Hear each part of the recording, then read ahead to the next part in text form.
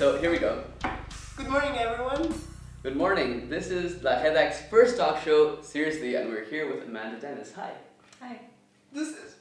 You forgot. I'm Parimal, and this is... Nathalia Mikhalkov.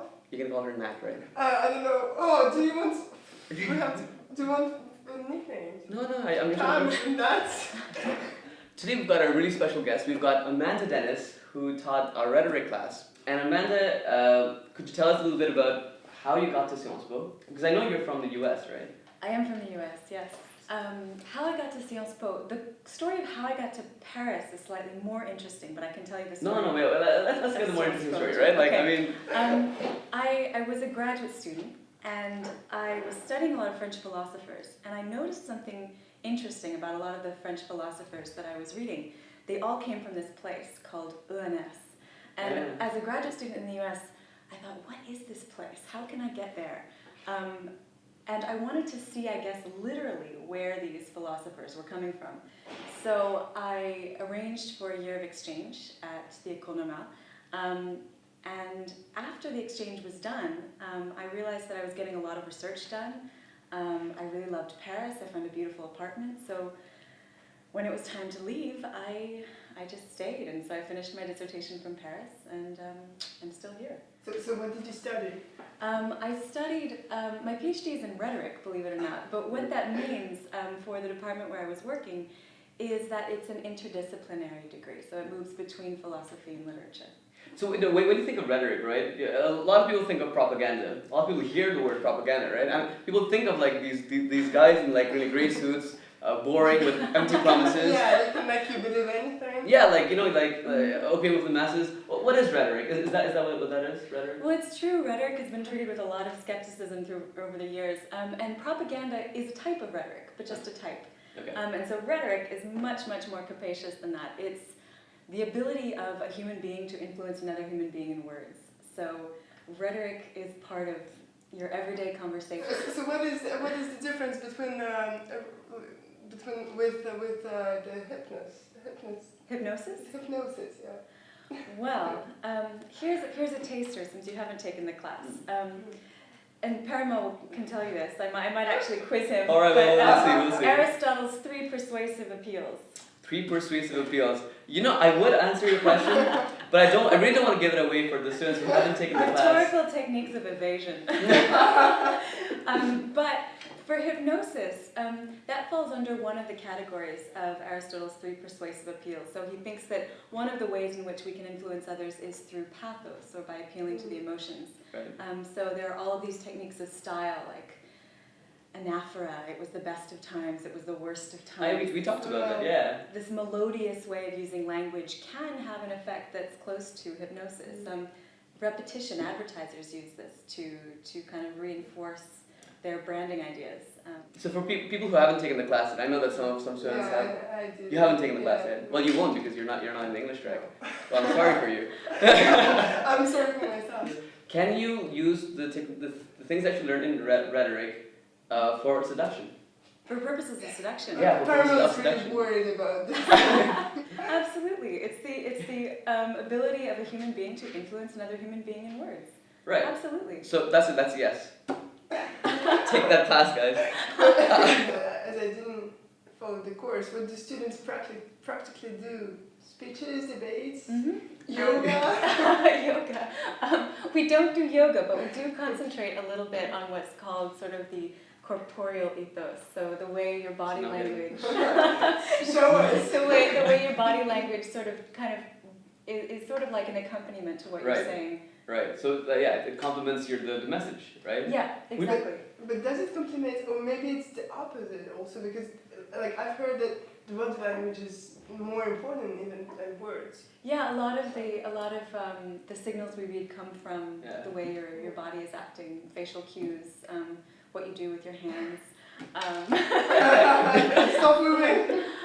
So we do talk about that. Sometimes your body language can betray you. Sometimes you can sort of send mixed signals. You can say, "I'm so excited to be here," but if you're doing this, it's not very believable. So we just try to make students a little bit more aware of the way their bodies are communicating as well as their words. But to answer your question, the way the course is structured is that students give speeches on film for the first part. Then I give a brief presentation talking about some rhetorical theories, some techniques, some vocabulary that we can use in our later critiques. And then we usually watch a speech on TV and sort of try to understand the way these forms of persuasive appeal are operating in the speech. Then we actually replay, first we take a break, then we replay student speeches, and they have a chance to look at each other's speech in a critical way.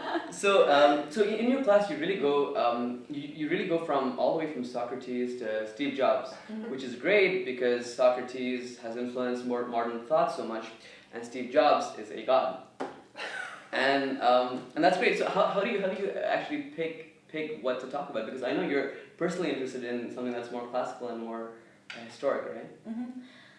Well, I try to pick out what's useful, something that will give us a theoretical backbone, but can also be helpful to students practically as they work on their own speech writing and giving techniques.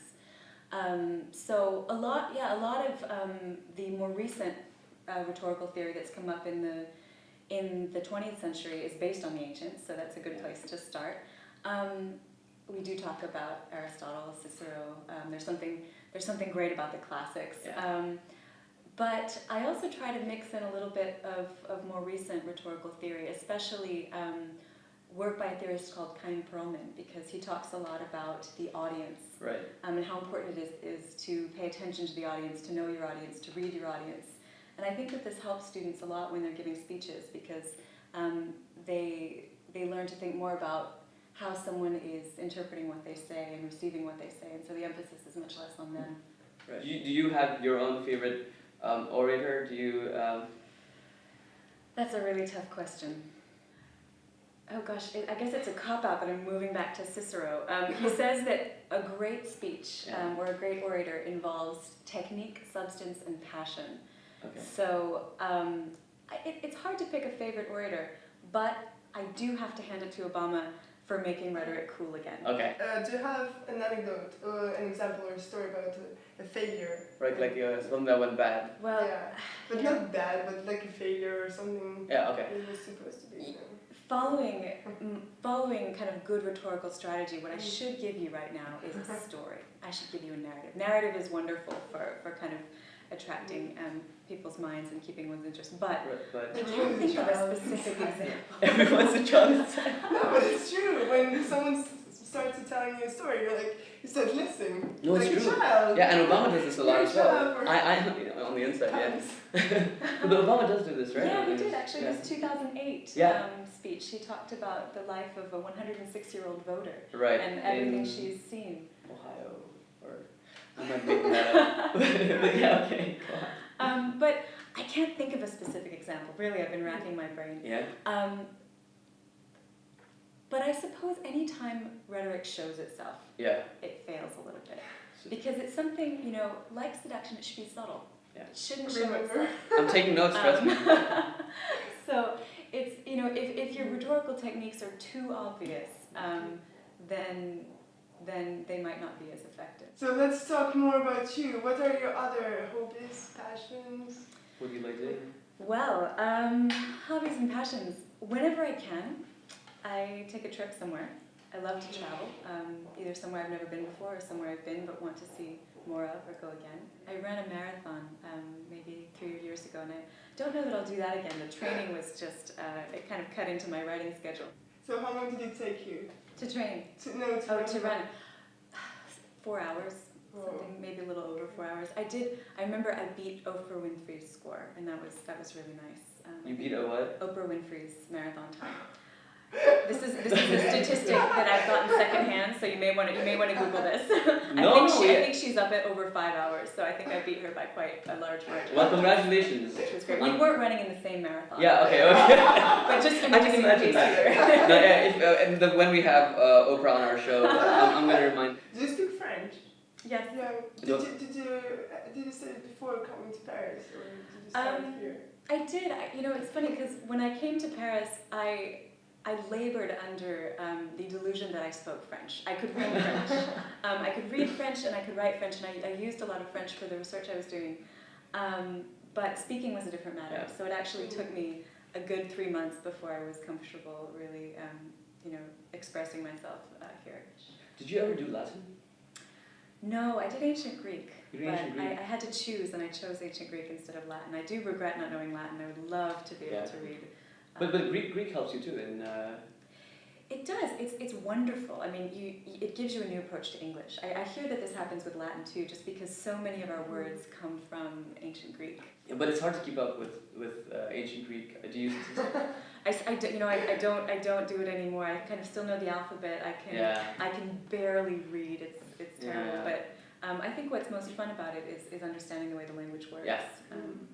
Yeah, I mean, I can't imagine two people having a conversation in ancient Greek now. Although there are people that do. They do that? I did meet someone who has a group of people that meet every summer in Athens and they speak That is so cool. ancient Greek. Yep, there are lots of great things you can do. That is so cool. It's even cooler than Esperanto, I think. Or people who talk this language in Lord of the Ring, you know? Oh, wait, yeah. The people who do that. They're the people who Yeah. speak Klingon. I wonder if there's rhetoric in Klingon.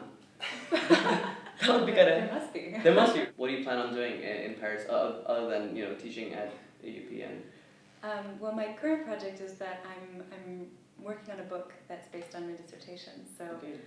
What was your dissertation about? my dissertation was about a French philosopher, Merleau-Ponty, who studied at ONS, and Samuel Beckett.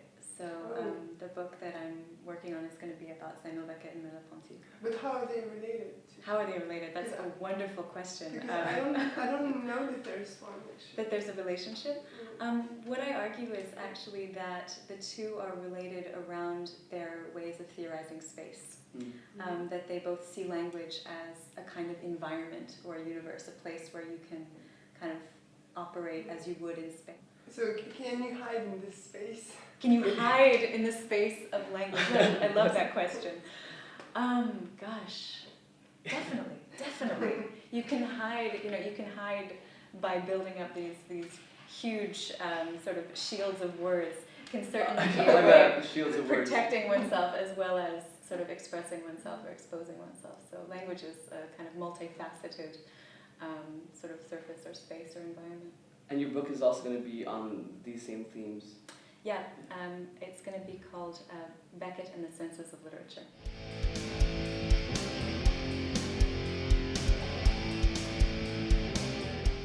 Yeah, you were really great. I was so nervous. I don't know why. You were? No, I